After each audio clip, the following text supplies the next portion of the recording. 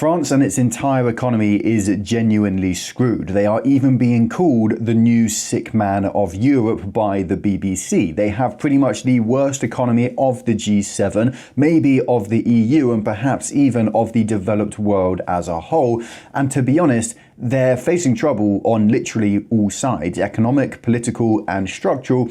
And to top things off, their government has just collapsed with no sign of respite or recovery coming whatsoever. And in this video, I'm going to do my best to explain what's actually happening to France, why their economy is so screwed from an outside perspective, and what's going to happen next. Now, I think it's important to note that actually France isn't alone in facing these problems, and these same problems are hitting us over in the United Kingdom, in the United States, in Canada, Australia, Germany, and the list just goes on. People are getting poorer every year, governments are getting worse and failing to provide services, whilst taxes still somehow end up higher. And to top things off, inflation seems to be back on the rise in many countries too, with a housing crisis continuing, mass immigration. The problems just go on and on. And so if you want to escape this doom loop, to protect yourself and your family and build an online income, even though you have zero experience in this area before, well, I'm going to be running a 100% free class showing you exactly how to do that, to build an online income up to $3,000 a month from scratch with absolutely no experience. Now, there's only 100 spaces available for the free class. It's done on a first come, first served basis, and you can see when it is just by clicking that link down below in the description and registering for free. So let's kick this off with why France is broke. Well, at the end of the day, there are three core reasons that they're broke and that they have no chance of recovering for not just the next couple of years, but really the next 10, 20, or even 30 years. The first one is demographic problems. Too much of the population is old and not working, or young and still not working. Then we have structural problems, things like huge government spending, which causes this massive tax burden, and the massive strike culture and left-wing culture, which creates that problem. And then we have governance problems, government which can't govern, which has no control over the country, and a democracy that just is broken. Now, starting off with demographic reasons, this here is a sign of their aging population. On the left here, I'm afraid some of it is in French, so I do apologize, but this is the population pyramid for France in the 1950s. Younger people here, older people here, men and women. Here it is in the 2000s. You see that there are far fewer young people carrying an ever larger elderly dependent population, and this is what it's predicted to be in 2050 with the help of mass immigration, getting even worse with fewer and fewer productive people carrying and having to support the rest of the population. Now, over here on the right side, you can see how disastrous this would be without mass immigration, although we're going to get into the problems with that in a moment, because this is the exact same thing for South Korea, who had a massive population boom in the 50s and now has a completely abominable demographic structure, which is completely incapable of supporting a population which is almost entirely elderly. But unfortunately, mass immigration in this instance actually doesn't help France, and it's one of the reasons they're getting poorer every single year, because this mass immigration for France is coming predominantly from African countries where they used to be in control with their colonial empire, and the vast majority of the immigrants coming into France are not skilled or high earners. France doesn't actually release the full statistics on this, on the productivity of different migrants and depending where they're coming from, like most countries, because if they did, it would be impossible to keep supporting mass immigration. But one country has released statistics and information on this, and that is Denmark. And so we can see a general trend, thanks to Denmark, of why mass immigration from poorer countries is actually bad for an economy, and it isn't going to help fix our population problems. What this shows us here is the net contribution to public finances at a different age according to whether that person is a Danish person, a Western immigrant, or a different immigrant. And what we can see is this baseline 0 point here. When the line is above this 0 point here, it means that person has contributed to the economy. They have paid more in taxes and they've taken out in services. And if they're below this line, then they haven't contributed to the economy. When you're young, obviously, you cost a lot more to the economy than you generate because you're a child, you're in education, and you're not paying any taxes. Then you become an adult and you start to work, you start to pay taxes, and so the line goes up. And for Danish people and Western immigrants, that line goes up at around about the age of 25, 27, 28, and then it keeps going up, peaking at almost 200,000 euro net contribution by Danish people by the age of about 50. Then people start to work less, they're more likely to retire, they half retire, they only work part-time, and when you get older, it's now very expensive to fund your social services again. The real issue with mass immigration is that the vast majority of people coming into countries like France are not Western immigrants, they're not highly educated people who went to university in America, they are for the most part poor and very uneducated people.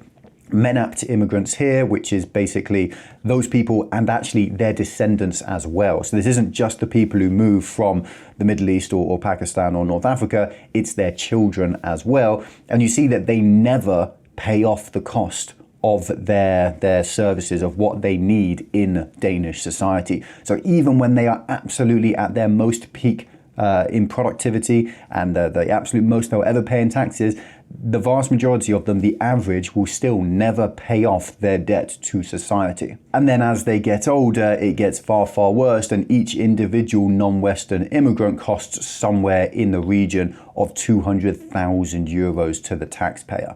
So this idea that a country like France, like the United States, like Canada or the United Kingdom or Germany can replace its native population with poorer people from countries like Algeria, like Tunisia, and actually come out on top, and replace those young workers who aren't being born by the native Frenchmen anymore, is simply not true. These people just don't earn enough money to cover their costs to society, and instead actually make the country worse off, and they cost the government money in taxes and services. They don't make it. Now, the next really big issue is totally structural, actually. There's basically just huge government spending all across France. There's a huge tax burden all across France, and then there's this over-regulation where businesses aren't allowed to fire people and mass strikes are completely rife. And so let's go over a couple of the numbers here just to show you how bad this structural problem is for the French economy as well. Now, this here is a graph showing you GDP per capita for France since 2006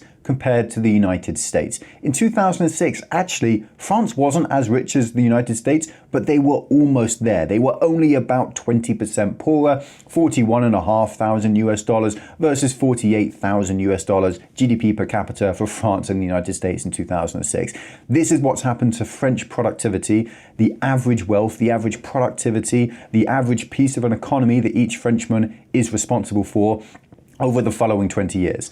41,045, down again 40, back up to 43, staying at 43, down in 2015. It's just a complete roller coaster, and the culmination is basically over the entirety of the last 19, 18 years that we've seen of France, GDP per capita, the average Frenchman is only 10% more productive than they were 20 years ago.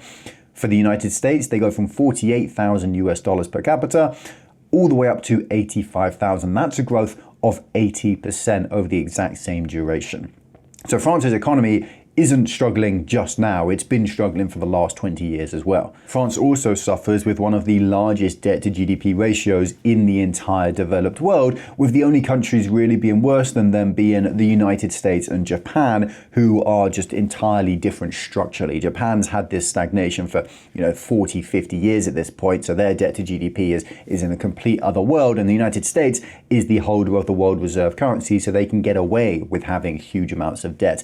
But you see here, France has 116% of its GDP in its government debt. For Germany, that's 65%. For the United Kingdom, 104%. For Canada, really bad, but still less worse than France, 112%. And for Australia, 50%. And it's just getting worse. Now, the really awful thing about this is just prior to the global financial crisis in 2008, actually, France was really rather responsible, sitting with debt to GDP very similar to Germany. It's just behind this line, so you can't quite see it here, but it was about 65%. Now it has absolutely exploded over the last 20 years and more than doubled to 110%, largely because they're spending more and more money with their public services, they're taxing more and more people, they're destroying the economy, and people aren't getting richer as a result. And the reason that debt to GDP keeps getting worse and is going to keep getting worse is that this is the French deficit each year in proportion to GDP. Currently,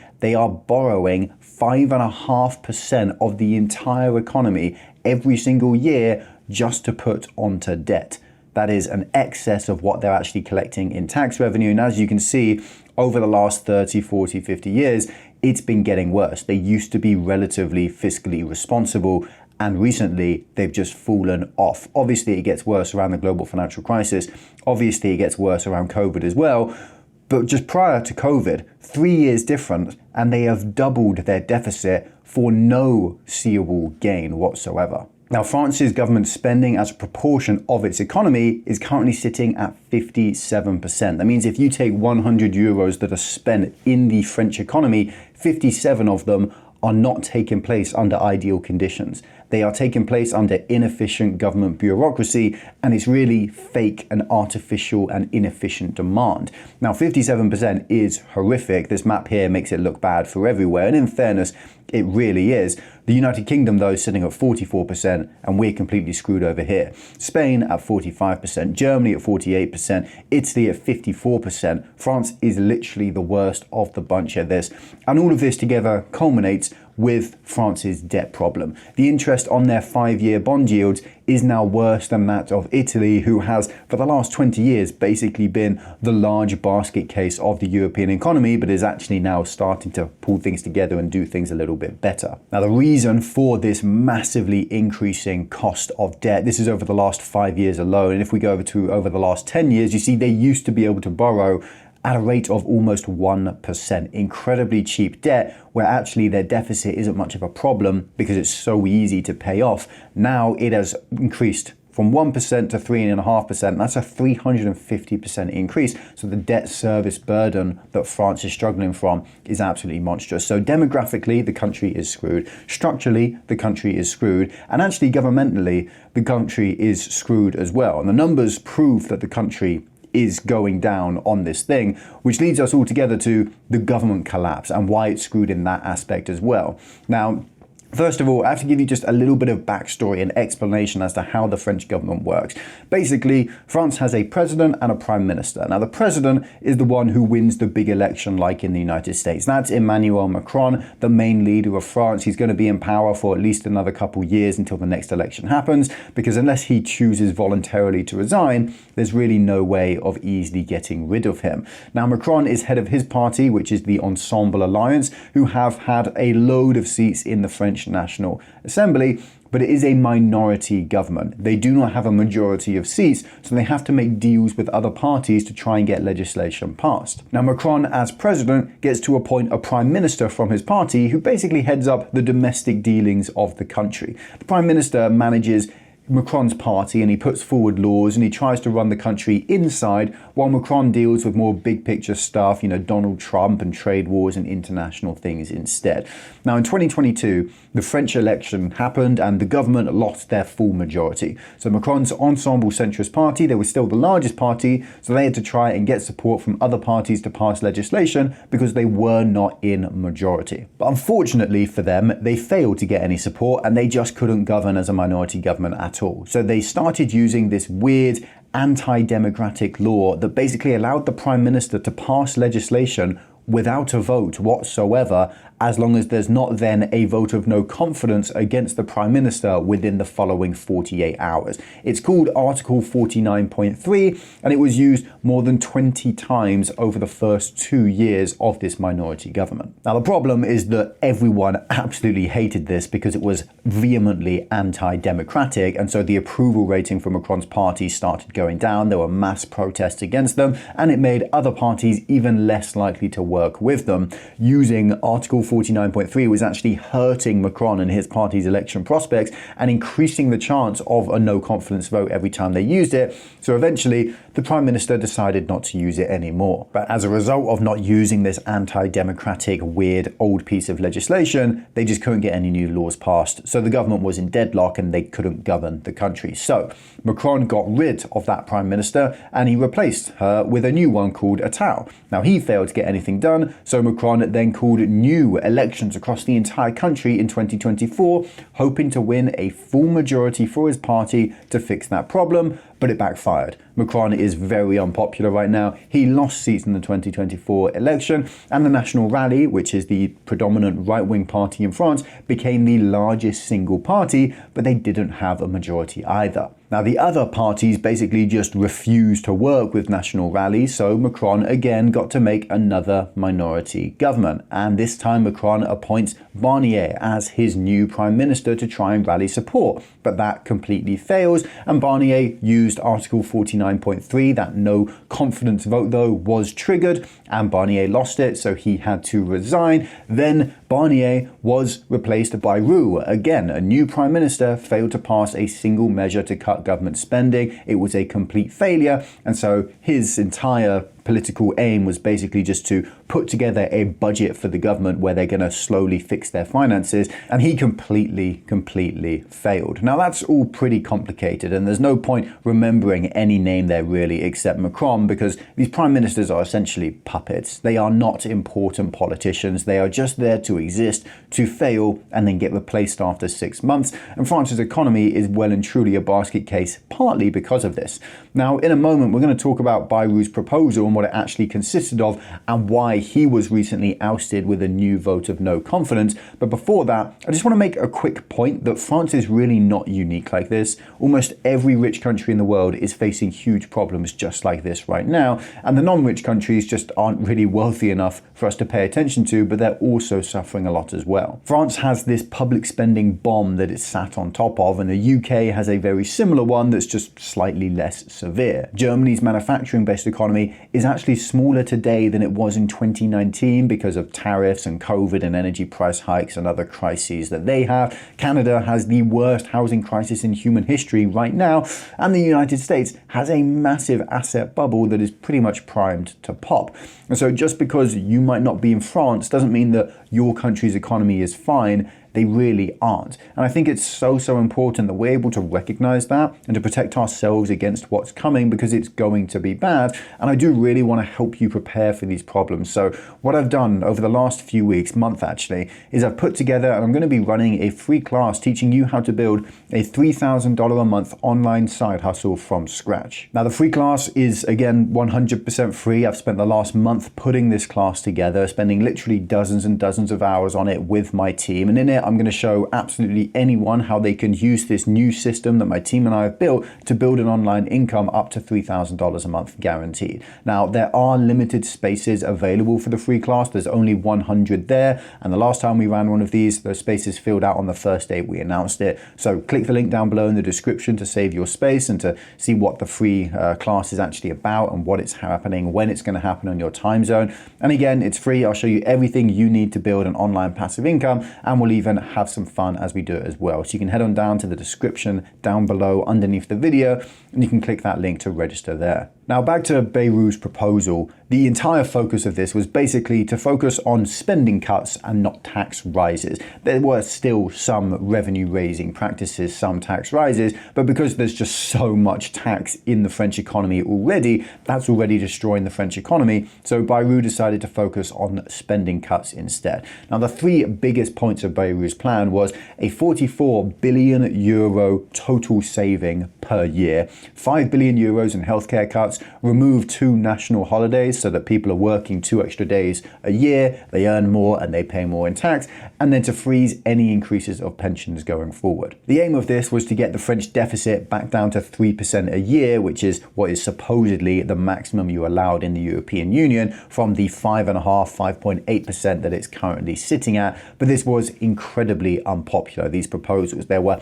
massive strikes on September the 10th and September the 18th in opposition to this policy, and polls show that basically support for Bayrou and Macron's party fell drastically after these proposals. So a no confidence vote gets called against Bayrou for September the 8th, and Bayrou hoped that some opposition parties would just swallow their pride and support him in fear of making the problems worse.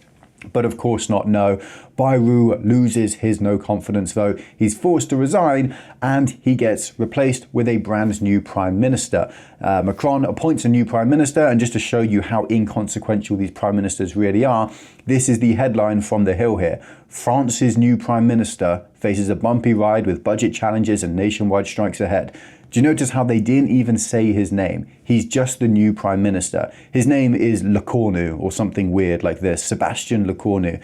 But really, he's completely irrelevant in this situation, and he will be gone within a few months, so there's no point in learning his name. This is the 5th prime minister that France has had in the last 3 years. Now, Lecornu's aim here is to reduce government spending and to raise taxes. Now, in essence, he's still got that minority government. This is not going to be possible whatsoever. The other politicians who are competing against the Ensemble Alliance, they refuse to work with this man, with Macron and with his party. The right wing will refuse to work with him if he raises taxes or cuts spending, and the left wing will refuse to work with him if he cuts spending at all and doesn't raise taxes on the super rich. And so far, it actually seems that he's already abandoned a few ideas that Bayrou was trying to push forward to fix the finances of France, like cancelling those 2 national public holidays. That's already been gutted. This man is likely going to be able to cut the deficit by something inconsequential, like 0.5% of GDP or 1% of GDP a year, if he wants to actually stay in power. That is not enough to actually help France. It would still be completely on its end, on its arse financially, with no chance of recovery. And so what we see here is that really it doesn't matter what these people do. France cannot fix its problems.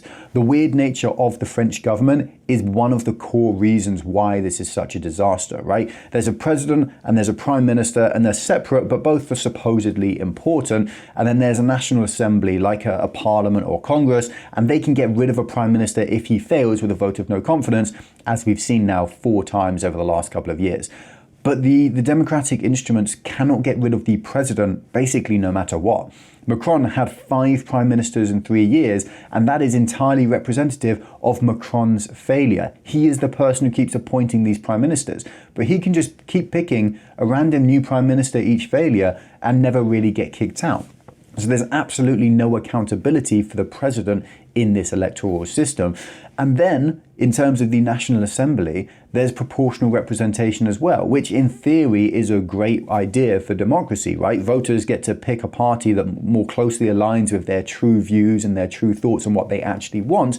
But in reality, it leads to coalition or minority governments like you see in France over the last few years that just don't work 90% of the time and end up with government gridlock. Because at the end of the day, people, when there's only 2 or 3 or 4 or 5 options, they're able to mostly coalesce around what they're looking for, and so you end up with a government that has enough of a mandate to govern with authority.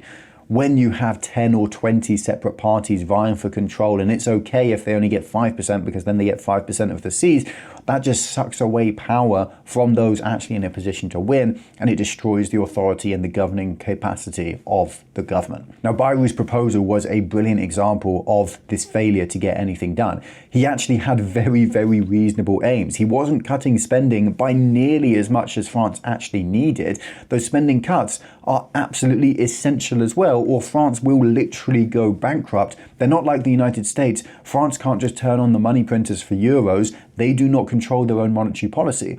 But politicians in other parties and the French voters en masse just don't care that Bayrou was actually being pragmatic. They rioted and they protested and they voted against it all anyway, and they tore him down. Now, the centrist Macron, his party is losing ground in the polls and elections. Left-wing and right-wing parties are getting more and more popular, but they're both really pushing for more borrowing and less sensible governance, not more sensible governance. France's debt burden is getting absolutely monstrous and unsustainable, but the country just simply isn't willing to fix it.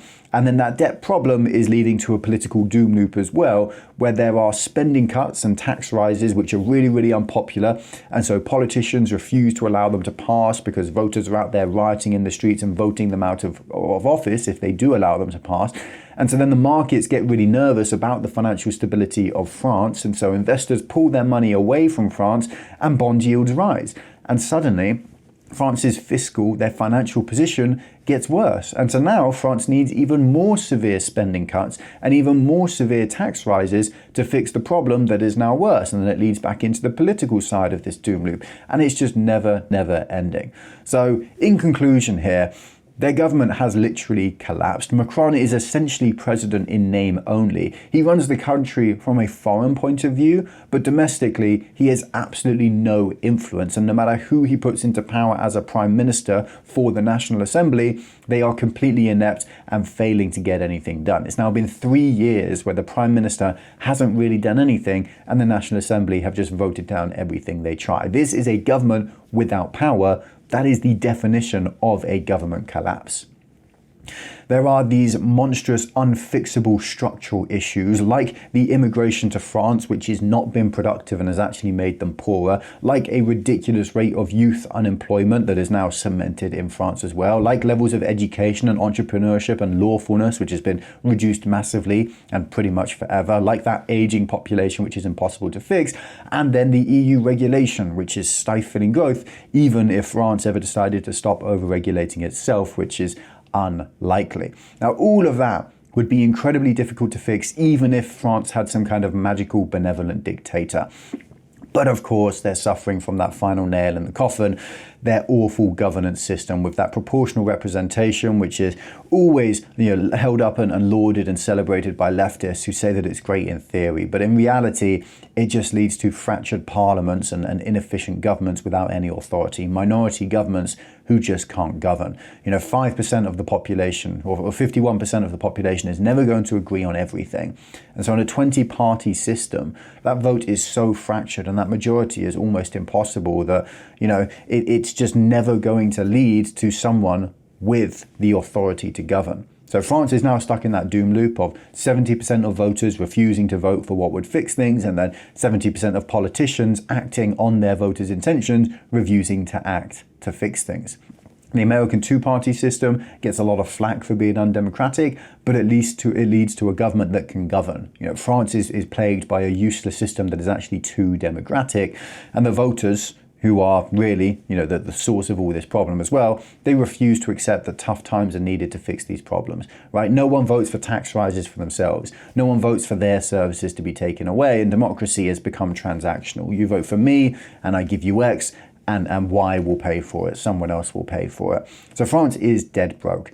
But these voters refusing to back spending cuts and raising taxes is just them burying their heads in the sand. And it's a brilliant example of total, complete failings of democracy in the 21st century. Now, France is screwed across the board, but yes, I don't want you to forget that many other countries as well, from the United Kingdom and Germany and Canada, Australia, even the US and Ireland, literally everywhere. And so just because you might not be in France doesn't mean that your country's economy is fine. I'm afraid it really isn't. And so I do think it's really important that we're able to recognize that and to protect ourselves against what's coming, because it is going to be bad. So again, to prepare for those problems, make sure to come to my free class that I spoke briefly about earlier. I'm going to be teaching you how to build that $3,000 a month online side hustle from scratch. 100% free. I spent the last month putting this class together and spending dozens and dozens of hours on it. And I'll show absolutely anyone how they can use this system that my team and I built to build an online income up to $3,000 a month guaranteed. Again, we are limited to just 100 spaces available for that class, just 100 spaces. The last time we ran one of these, those spaces filled out on the first day we announced it as well. So click that link down below in the description to save your space and to see what time the free class actually is happening for you on your time zone. Again, it's free. I'll show you everything, and that link down below in the description is where you can register and save your spot for free.